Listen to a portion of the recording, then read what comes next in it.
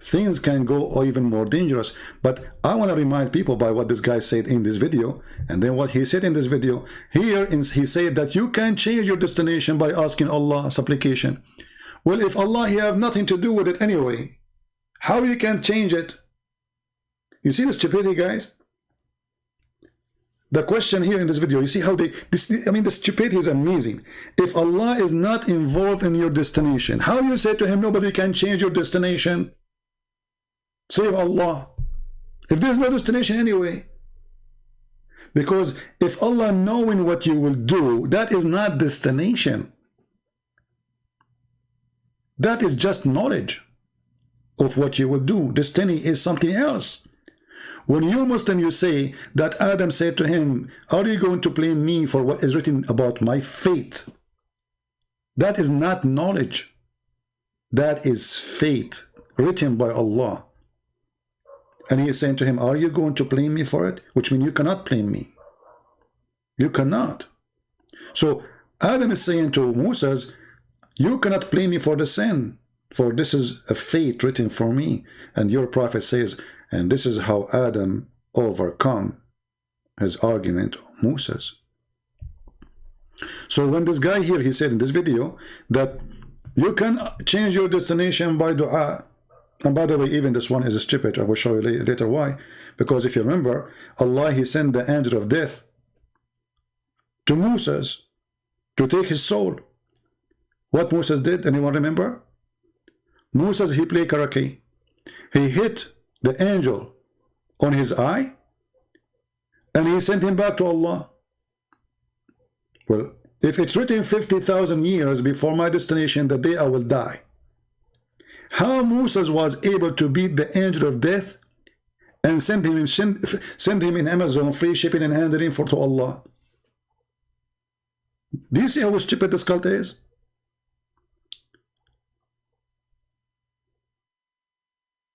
If you ask any Muslim, is it destiny for us? Is it Allah who decide when we will die? He says yes. If Allah says die, you die. That's it. Okay. Allah, he said to Moses, die. I will send him the angel of death. Yeah, Allah have an employee, angel of death. Angel of death, he go to Moses. Moses, he play karaoke. He was watching Bruce Lee, or maybe he was watching me, you know. And he hit the angel eye, which is very normal.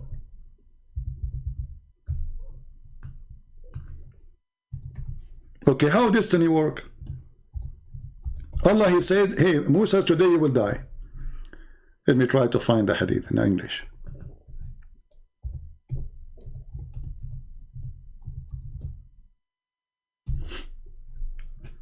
I mean, have you ever...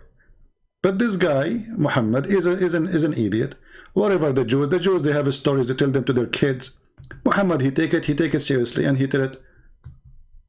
I mean, Moses, he hit the angel of death. By hitting the angel of death, you are hitting Allah. Because the angel of death is just an angel doing the work for Allah. Read carefully. So if Allah have a destiny, as they lie to us, and Allah is in control, Allah is all-knowing, okay, here we go. Allah, he sent the angel to take the life of Moses. Abu Hurairah reported that Allah Messenger having said that the angel of death came to Moses, wonderful, and he said, respond to the call of Allah, i.e. prepared for death. Moses, he gave a blow at the eye of the angel of death, and he knocked his eye out. I mean, Musa did not say hello, go to Allah, say to him, please don't take my soul. Musa did not say, okay, hold on, can you give me 5 minutes? Musa don't talk. This guy is a business. He's a Jew. Right away, he gave a blow to the angel and he took his eye out. So what destiny we are talking about? Is that a joke? And then the angel, he went back, and look what the angel said to Allah. The angel went back to Allah and said, oh, you send me to your servant who does not like to die, and he knocked out my eye. This is a cartoon movie. So where is the destiny?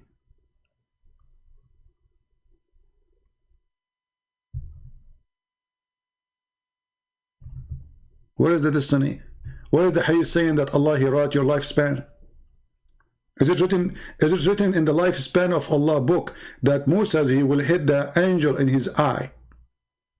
Remember in the hadith he said, Zakir Naik, that you can change your destiny if you make supplication to Allah only. Only? Yes, that's what he said. Listen carefully. Malaysia, if Allah has written the destiny of all human beings 50,000 years before creation of the heavens and the earth, then why do we do du'as for health or wealth or knowledge? That's a very good question. That if Allah has written the destiny and the destiny cannot be changed, then why should we do dua? Alhamdulillah. There's a hadith of a beloved Prophet mentioned in Ibn Majah, volume number 1, hadith number 90, that destiny cannot be changed except by supplication. Except. Liar. You can change it by giving a blow to the eye of the angel. Guys, do you see how they lie? Is it your prophet who said that, okay, Allah, He decided today Musa shall die. Allah, He sent the angel to Moses. What Moses do? Did he supplicate like Allah, please? No, he gave a blow to the eye of the angel. He refused to die. So you can change your destiny with Allah by playing karaoke. Ching ho fufu. Do you see how confusing, how stupid this religion is? So Allah, He wrote your fate, and then now you make Allah, please Allah, change my destiny.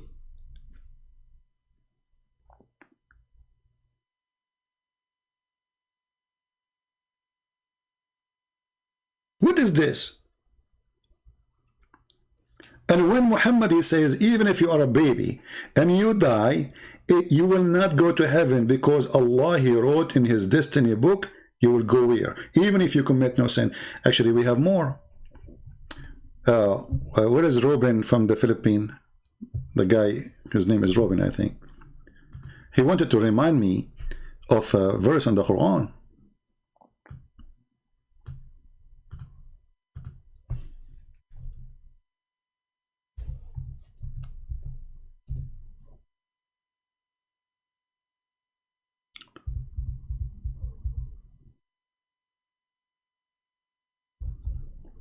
If you remember in the Quran,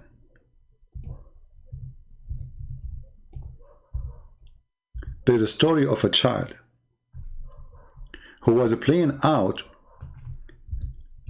and the prophet, who his name is Al-Khadr,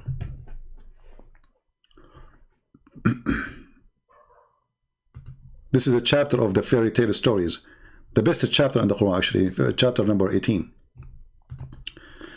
In verse number 74 it says, so they both, Al-Khadr, Mr. Al-Khadr, Al-Khadr means Mr. Green. So Prophet Green, he was called Prophet Green because he drank from the fountain of youth. If you remember the story, if we go to the hadith,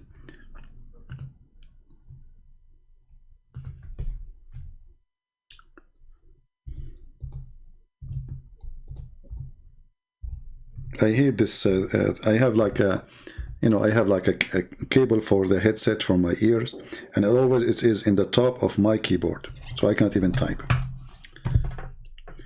Okay, so the fountain of youth.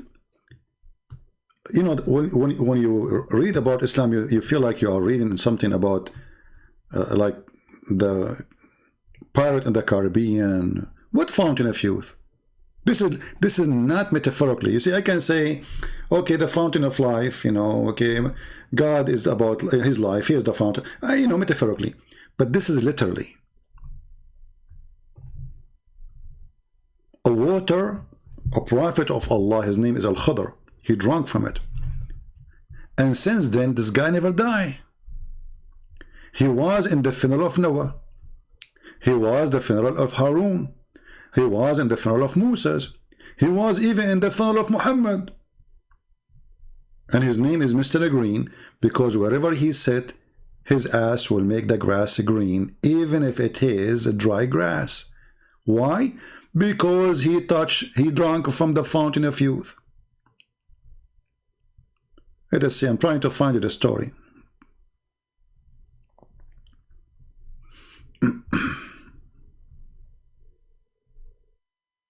Here we go.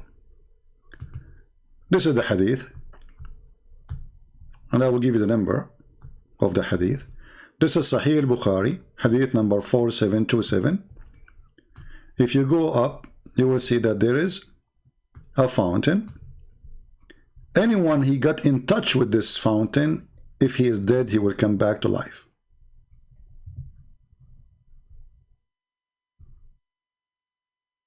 Just to make you understand who is Al-Khadr, which we will talk about in chapter 18. So, they arrived to a fountain. Here we go, it says. At the rock there was a water spring called Al-Hayat. Okay, what is Al-Hayat? Al-Hayat is a spring of life. Okay, why it's called this way? Read carefully. And none come in touch with its water, but become alive.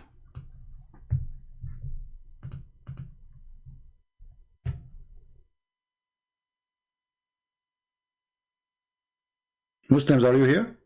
Is that religion? Is that God? Is this your prophet talking? This is your prophet talking, not me. So there's a fountain, it's called the fountain of life. Anyone he touch, he don't even need to drink it. If we sprinkle some water on you from this fountain, you will come back to life. So here the story is about a whale who is supposedly dead, and Allah told Moses, when you arrive to that fountain or to that area where this whale will disappear, but it's a dead whale. The Muslims they translate it as a fish, and if it disappear, that's when you arrive to the spot. And then this fish or this whale disappear, went in the sea, and then they track it in the sea. Have you ever heard they can track a whale in the sea? Yeah, because wherever this whale go will become a rock, a tunnel in the sea. So the fish or the whale who was dead became in touch with the water and moved and slipped out of the basket and entered the sea. When Moses woke up, he asked his attendant, okay, bring the meal, he want to eat the sardine, the whale. The story is very crazy.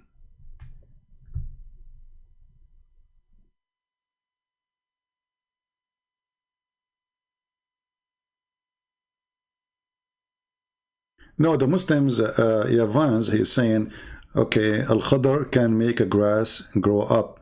He is not the one who make grass go, it's stuff, the water he drank from. You understand? It is the water. He drank from there, that's it. The guy will not die. And this is a story been taken from the story of Gilgamesh. It's an ancient story. This is the stupid Muhammad. He collects stories from everywhere. Islam is a collection from stories from everybody. The Persian, they have a story about somebody. He went to the Bahrain. You know the country is called Bahrain? Bahrain. This is where the fountain is.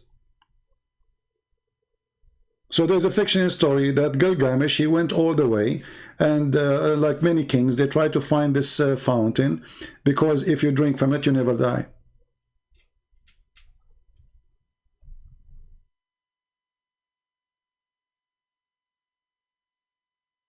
In Christianity, we believe in the tree of life. My friend, everything in Christianity have to do with something physical. It is metaphorical. As an example, when Jesus said, whoever drink from this water will never go thirsty, is he talking about fountain of life? Or he's talking about his teaching, his words? Why Jesus was going and he have a host in his hand giving water to people? No. So when we have a book, it's called the book of parable. The book of parable. This is the book. Oh, the book is about. They asked Jesus, why you speak to them in parable? He did not say it's not parable. He said, I speak to them in parable so they might understand. So he might make it close to our mind because we don't have the capability of knowing God the way he is. So he speaks to us in a simple way. When Jesus speaks about a master and servant, there's no master, there's no servant. This is about God and you.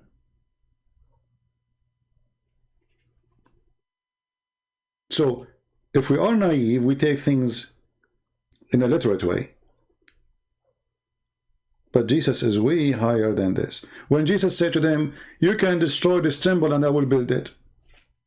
The Jews, they were thinking like the Muslims, what are you talking about? This temple was taken 70 years to build it. How you can build it in 3 days? But Jesus, he meant his body. You can destroy this temple, his body.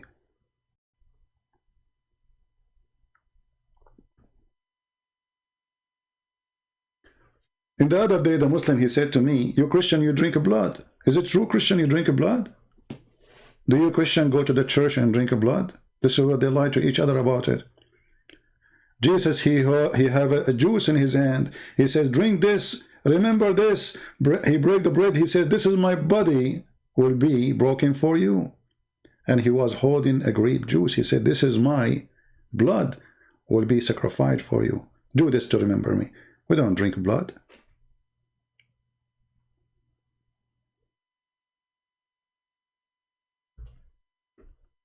Don't ever compare what this madness religion speak about and what Jesus said. It's an insult. How you can even speak about holiness? You see, look, when the Muslims come here, they ask me, how come you keep talking about sex, right? Because Islam is sex. But if I speak Jesus about Jesus, what I will talk about? What I will say? Can I mention even the topic? So, depend in the person how holy or how filthy he is, the topic go high or low. Do you understand? So if we make now a study about Jesus' words, speeches, we will not go down to that level because all his speeches is high. When they said to Jesus, who is going to be the husband of this woman in heaven? He said he and she, they will not get married. Totally the opposite of the garbage of Muhammad. From a person describing for you the size of your penis, the size of the woman's vagina, what will happen to the vagina, how long your orgasm, how hard it is, how blah blah blah blah, all the garbage. To a person in 2 seconds, he destroys all Islam. He says he and she will not get married. They will be different kind of creation. They will be the same as angels. So with the Christ, you are free from your lust, from your sexual desire, from your needs. You are free like an angel. You see, when Jesus says you will be the same as angels, he is talking about you being free. Today you are not. Today you have to sleep. For me, in how many hours I can stay awake? I have to sleep. How many hours I can stay without? I have to drink. I have desires. I have temptation. I need money. Okay. You are not free. You are surrounded by needs. But with a Christ, in the coming of a Christ, you will be free. And here you notice that Jesus said, he and she, they will be the same as angels. That is the first time you hear somebody saying. And that somebody is God himself. Because always in religions, women are taken down. They are not equal to the man. The glory for the man, the heaven for the man. God, he sent men as a prophet, right? All the prophets are men. But in the Bible, no. We will find there's a prophet, so they are females. We will find that women are judges in the Bible, in the Old Testament. With Christ, the women and the man, he and she are equal. He didn't say he will be free, she will be serving him in heaven. No, he and she will be the same as angels. So a man is no better than a woman. A man have a duty, a woman have a duty in this life. In the Bible, the man is the Lord of the house, but to serve and to love. The same as Jesus, he washed the feet of his followers. Yet he is the master. And he said to them, if you don't do what I am doing, you don't belong to me. If you cannot be a servant, you cannot be a master. So when Christ, he gave you a job to be a master, that means you are the servant. I came to serve, not to be served. Here we notice the huge difference between Christ and the madness of Muhammad. And you will notice how this mad Muhammad, he is, I mean, those fiction stories, how they can be from God. I mean, a guy, his name is Musa's, he said that I am the most knowledgeable person about Allah. Allah get upset from him. He says to him, oh, there is a guy, his name is Mr. Green. Go and learn from him. Musa says to him, okay, where I'm going to find him? He says, go to Al-Bahrain. And then next to that, there you will find the fountain of life.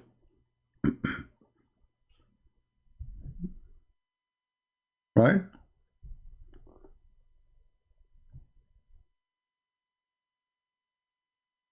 And you know, even when the Muslim, they say to you, Jesus, he said, I'm a greater, my father is greater than I. I mean, did you notice that Jesus is, let us say for the sake of argument, I mean, are you aware of what you are saying, the question? Jesus comparing himself, excuse me if my stomach is making noise. This is what happened when you are single, you know. When he say, my father is greater than I, he's comparing himself to who? To God. You just admitted that Jesus is God. Because I cannot say my God is greater than me. I am no one compared to him. I mean, you see, if you want to compare yourself, you don't compare even in language. You don't compare between an apple and, let us say, a rock. You say this apple better than this apple. This apple is greater than this apple or bigger. They have to be both apples. So when Jesus said, my father is greater than I, he is just saying you, I'm God. And he is my father. And always the father is greater than the son. That's why he's called father. And the son is not great as the father because the son is coming to you in a humble way as a flesh of a man. So the Bible says, so God, he humbled himself. He come to us in the likeness of a man. That is the Son of God. This is why the Father is greater than the Son. But Jesus, in the same time, he says, the same as the Father work, I work. The same as the Father do, I do.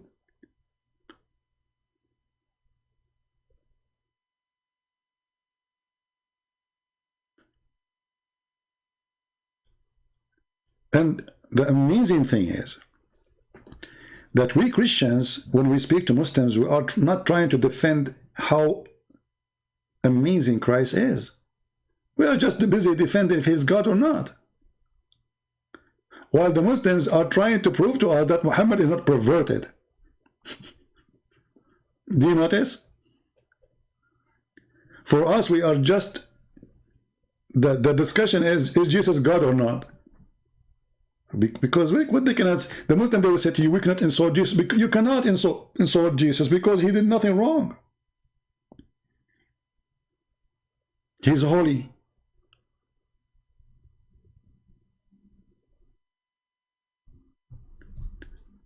Muhammad is being funny. He says Jesus permitted Muhammad to be born. So what? God, he permitted Adam to be born. Adam commits sin, Eve commits sin. So God, he gave a human being. This is why we are different from Muslims. We don't believe in a destiny. The Muslims, they believe in it.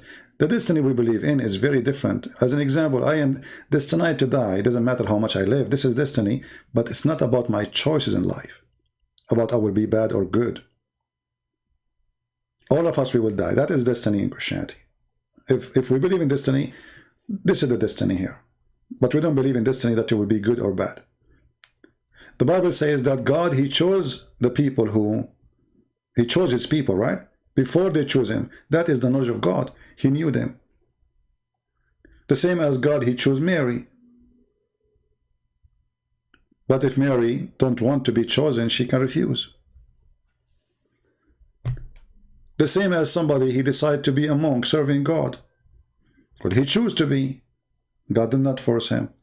But God in his knowledge, he knew what you will do, what I will do, what I will be. But he don't force me.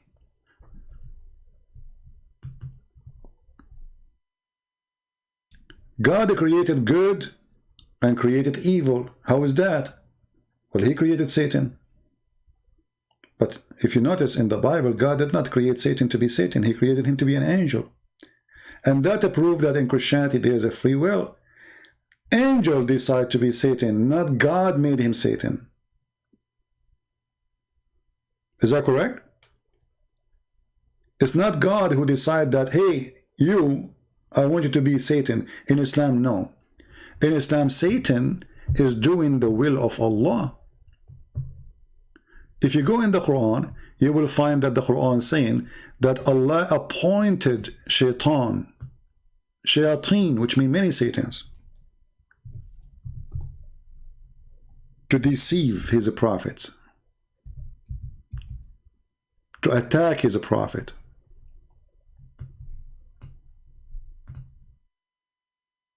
He appointed them. Read carefully. This is not my word. We thus have we appointed into every prophet the devils of mankind and jinn. So if you are a prophet and there's people going against you, they are appointed by Allah. Do you see it? Here it says even human and genie. Genie for Muslims is shaitan, is a genie. In Islam, shaitan, Satan is not an angel like in Christianity. In Islam, is a genie, and genie is made of fire and he have a penis. Just to let you know. This is why Muslims, before they have sex with their wife, they have to say a certain prayer. Otherwise, shaitan, he will wrap himself around the penis and he will be doing the women. And again, a Muslim, he will say to me, why are you talking about sex? Well, this your prophet said. I'm just sharing knowledge. Your prophet is a sexual expert.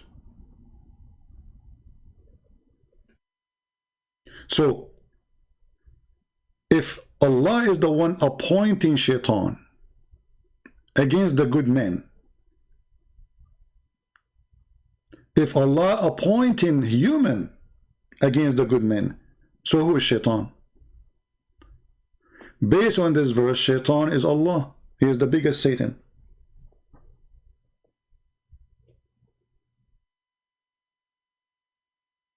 Do you see it? Shaitan is a servant of Allah. Actually, you know, I mean, if when I talk about those things, it's endless. But you know, I mean, the topic will go forever. But if you remember, even Shaitan, he worked for Solomon. Anyone remember?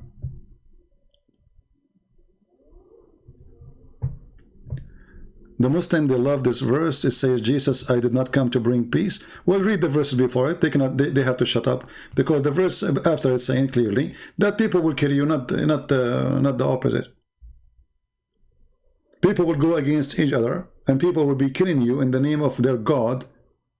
Not the it's not the Christian who will kill people. And Jesus said the truth. When the good person he come, the evil one will go crazy.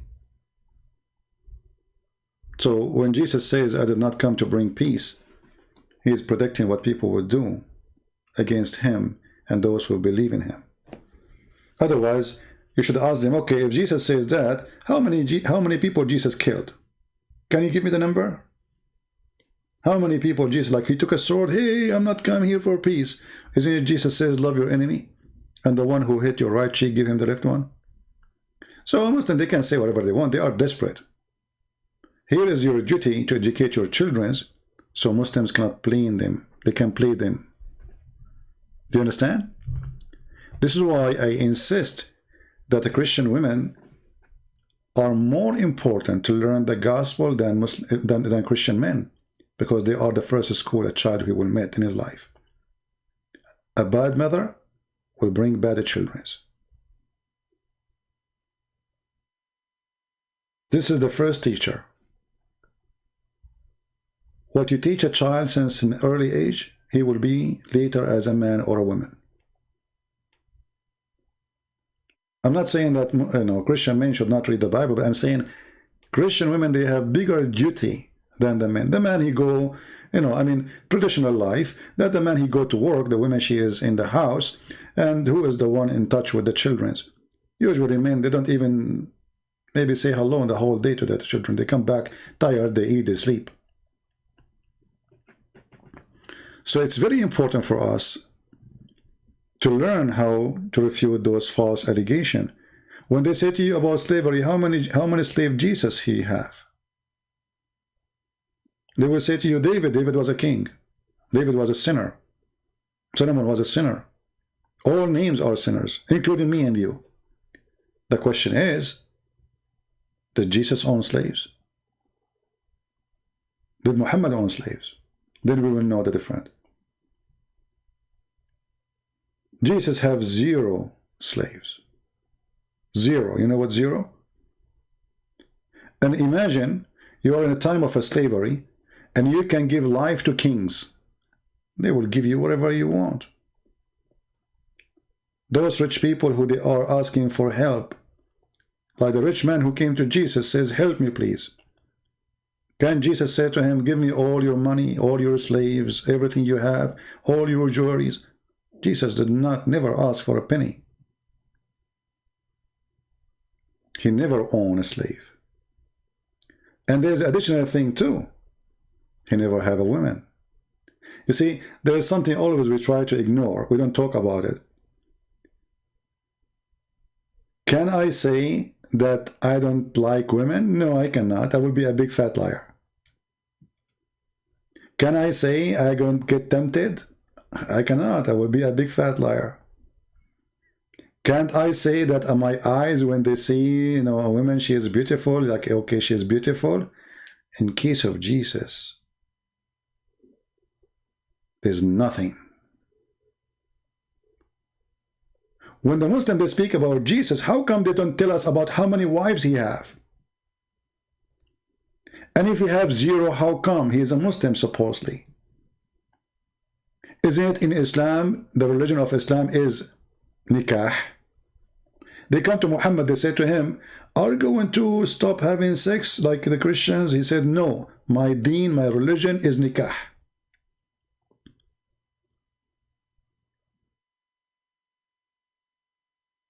If Jesus is not God, and he is young, and he have thousands and thousands of followers, imagine how many women they would love to marry this person.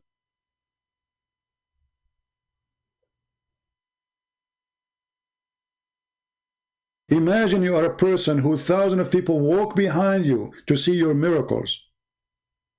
Imagine if you are a person who can make the blind see by a touch. Make the person who cannot walk all his life, say to him, walk, carry your bed and walk. How many people will be crazy about him? Yet there is nothing in the life of Jesus. Muhammad, I don't like stupid talk, Yeah. Jesus having life, narrate image. Get out of here, coward. When somebody make a fabrication or a lie, you have to give me a source. You make your own movie, you make a fabrication story, you need to give us a source. I can make a movie now about, I have 700 wives. Remember, a belief is based in what people believe, not what you claim. So when I show the Muslims, it says this in the Quran, it says this in the Quran. So when you come to the Christians, say Jesus, he had a wife, you have to prove it.